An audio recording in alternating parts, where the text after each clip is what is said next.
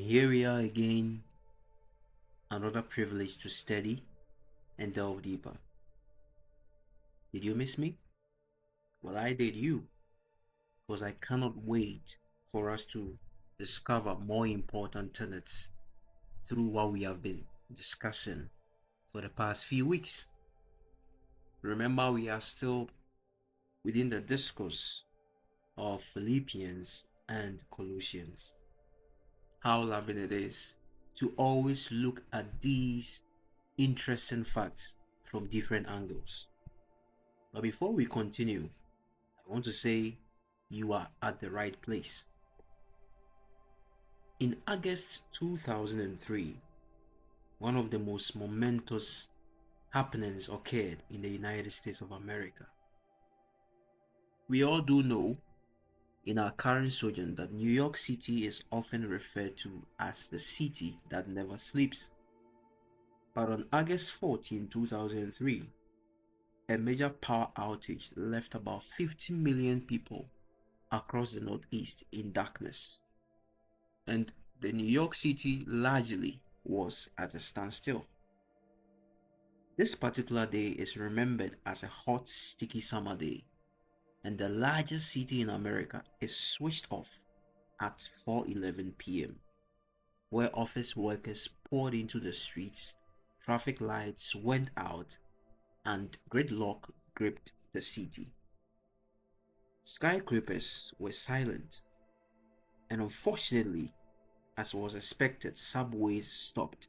The panic spread.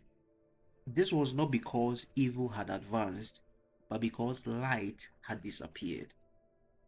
And what became visible in the darkness was not just the absence of electricity, but the fragility of the systems that people were trusting. It will interest you to know that as we sojourn in the book of Philippians, Paul, in a way, writes from a similar blackout. In fact, in the very chapter of Philippians 2, Paul clearly distinguishes how important this particular chapter is, and that will be our major focus in this episode. Don't go anywhere. In Philippians 2:14 and 15, Paul declares, "Do all things without complaining and disputing, that you may become blameless and harmless, children of God without fault in the midst of a crooked and perverse generation, among whom you shine as lights in the world." So in our discourse for this particular episode, we can clearly read the Pauline version of a command Jesus Christ had given. Remember, in Matthew 5:16, Christ bid his disciples that they let their light shine before others, that they may see the good deeds and glorify the Father which is in heaven. Paul, still within the Roman Empire, reiterated this important discourse. But as we always do, it is very pertinent that we view these circumstances from different angles, not just merely what people have come to believe, but delve deeper and weigh them according to our current systems. Who are luminaries in the world? And what does it even mean to be a reflection of God, being the light in the world, or even a living sacrifice? We'll try to understand what really examples of light, as discussed by Paul, are in persons like Timothy and others within the self-same chapter of Philippians 2. Paul writes, once again, not of a power grid, but of freedom. Here he is imprisoned. The Roman Empire stands tall, confident, illuminated by marble temples and imperial propaganda. Yet Paul dares to say, "You shine like stars in the universe." And this brings my mind to the luminaries in the world. This saying of Paul is not for Rome, neither is it for Caesar, nor even the armies of monuments. It is ordinary believers His discourse is tailored to ordinary believers. And that is why, by the end of this episode, we would have answered this dangerous question. And you'll bear with me soon why it is indeed a dangerous question. What if the true light of the world has never depended on power, freedom, or even visibility, but on faithful obedience, even in dark places? Let me give you a historical frame, even as we delve deeper. Remember that Philippi was a Roman colony, and it was proud of its citizenship, the order, and even the imperial loyalty. To live there was to live under the constant pressure to conform, be it socially, politically, or even by virtue of religion. And Paul here writes to believers who are surrounded by emperor worship, like many of us find ourselves within. These people were marginalized for refusing to confess that Caesar is Lord. These are believers who were tempted toward internal division under external pressure. And into this context, Paul does something astonishing. He does not command rebellion. No, he does not promise escape from these circumstances.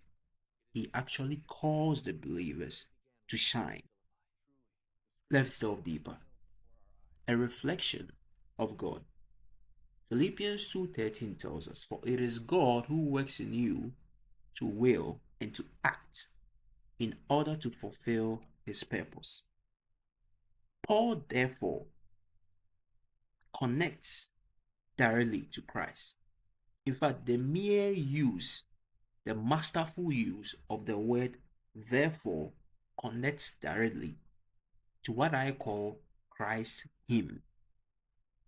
And this is because Jesus humbled himself, he obeyed unto death, and was exalted by God. In the same vein, believers, according to the frame that Paul puts us in, must respond because theology always demands practice. It was not for any mere reckoning that Paul connects to Christ in this instance. That is, since Jesus humbled himself and was exalted so that every tongue acknowledged that Christ is Lord, the people, us, and even in history, Philippians, must do something about this. In essence, our first task is to work out our salvation with fear and trembling. And that is not salvation by works before you get it confused, but salvation at work. Not salvation by works, but salvation at work. And here is what it really means. Fear and trembling does not mean terror. It means reverent seriousness. And clearly, Paul balances this perfectly. We are responsible. We work out. But God is active. God works in us. So, in essence, salvation is not passive spirituality, it is cooperation with divine power. Because God does not replace human effort, He redeems it. But let me ask, if God is already working in us, why do so many believers still look powerless? Hear me out as Paul answers this in the light in the world. When you carefully read Philippians 2:15, you would clearly identify that Paul describes what really shining looks like. And interestingly, it is very ordinary. Number one, Paul says that shining means maintaining unity. He clearly defines that you do everything without grumbling or arguing in the context of a united front of believers. To shine means to avoid grumbling and arguing. In a divided empire, unity was revolutionary. But in a divided church, unity becomes a testimony. And note this, more importantly, the greatest threat to Christian witness and even believers' witness is often not persecution, but internal fracture. Secondly, Paul says to shine, as you see in Philippians chapter 2, verse 15, is to live blamelessly, to conduct oneself blamelessly.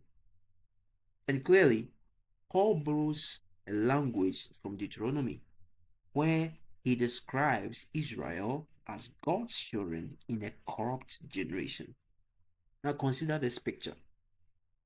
Stars do not remove the night.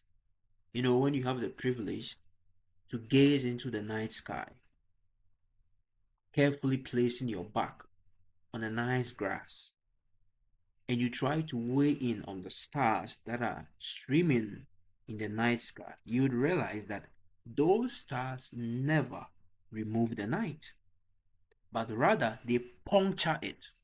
So in a way, it's more like the night sky is full of darkness, but there are several million punctures of stars. In the same vein, Christians do not, and in essence, believers do not escape world's darkness, they expose it by contrast. Finally, Paul tells it more clearly that to shine means to be faithful to the Word of God, to hold fast to the Word of God. Because light without truth is illusion. And of course, ultimately, truth without obedience becomes hypocrisy. And that is why Paul binds conduct and doctrine together. There are many people in the world today who find it easy to create moral conducts or even ethical codes at home.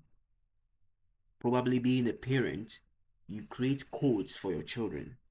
Do not do this, do not do that, but find it difficult to align to doctrines which are biblically founded. And the idea is, so far as there is right, then we can always find ways to neglect doctrines as founded in the Bible.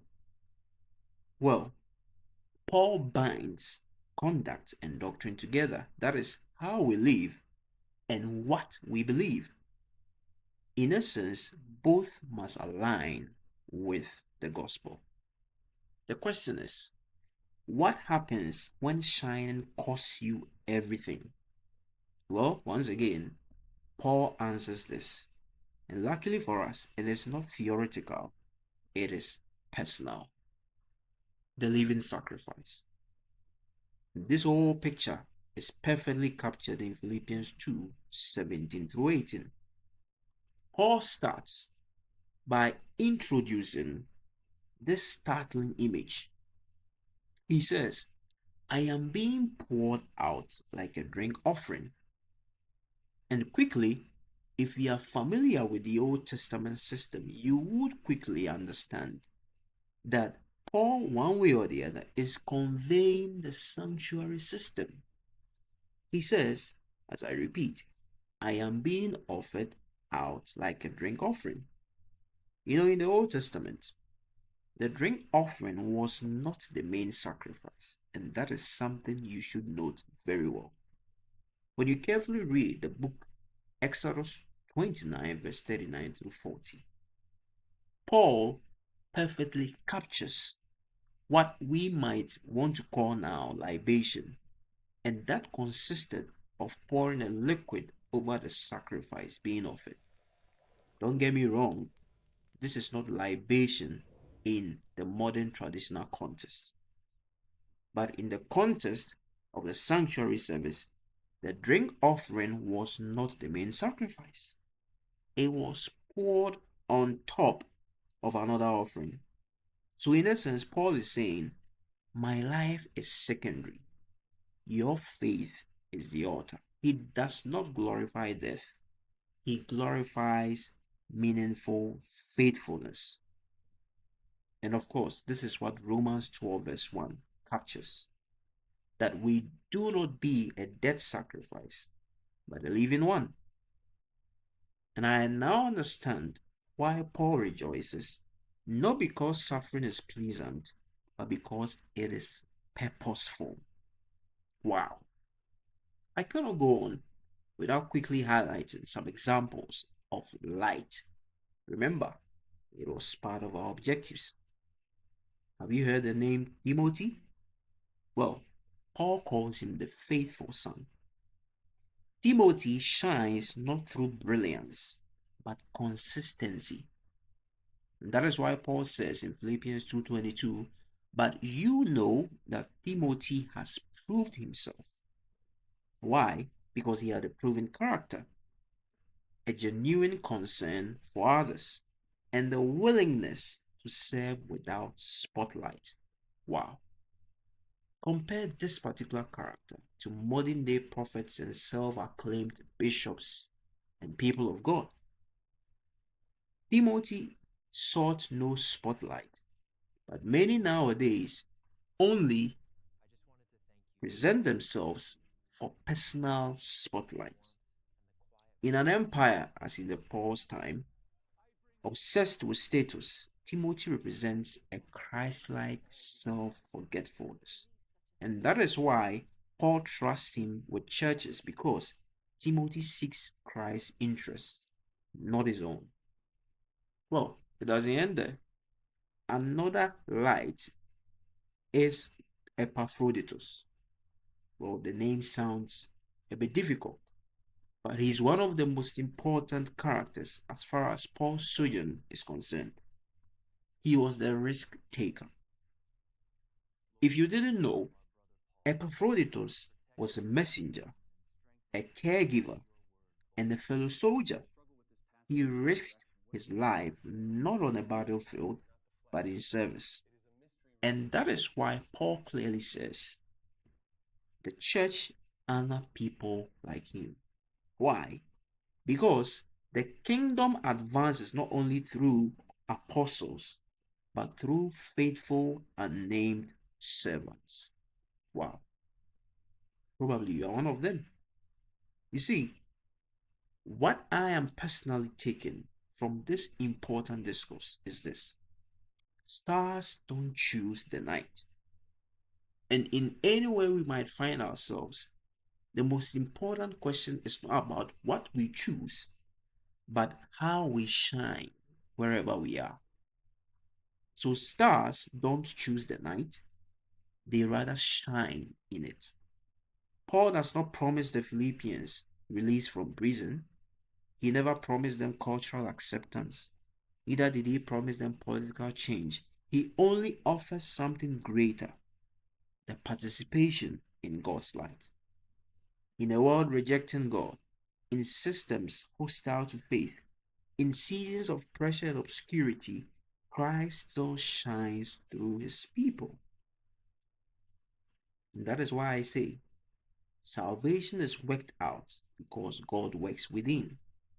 Unity amplifies witness. Obedience makes light visible. Sacrifice gives faith weight, and ordinary believers become eternal luminaries. Are you an eternal luminary? Let me hear your answers.